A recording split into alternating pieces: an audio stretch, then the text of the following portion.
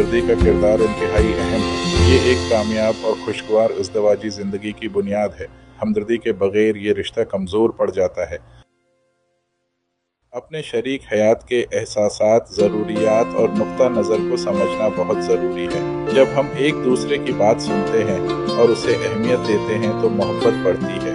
ये एक दूसरे के लिए कुर्बानी का जज्बा पैदा करती है। एक कामयाब शादी बाहमी एहतराम, सब्र और माफ़ी पर कायम होती है।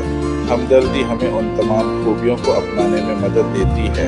ये हमें एक दूसरे की खामियों को नज़रअंदाज करने की ताकत देती है। जब मियाँ बीवी एक दूसरे के साथ हमदर्दी का मुजाहरा करते हैं तो उनका रिश्ता मजबूत होता है।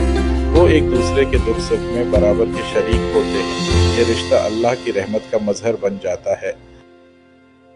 हमदर्दी हमें अपने शरीक हयात की खामोश तकलीफ को समझने में मदद देती है। बाज़ औक़ात अल्फाज से ज़्यादा खामोशी बहुत कुछ कह जाती है। इस खामोशी को समझना ही असल हमदर्दी है।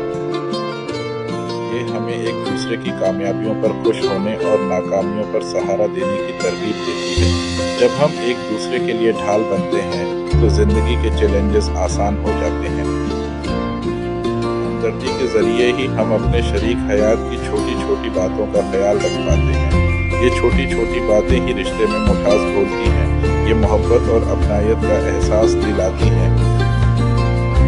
ये हमें एक दूसरे की गलतियों को मुआफ़ करने और आगे बढ़ने की हिम्मत देती है।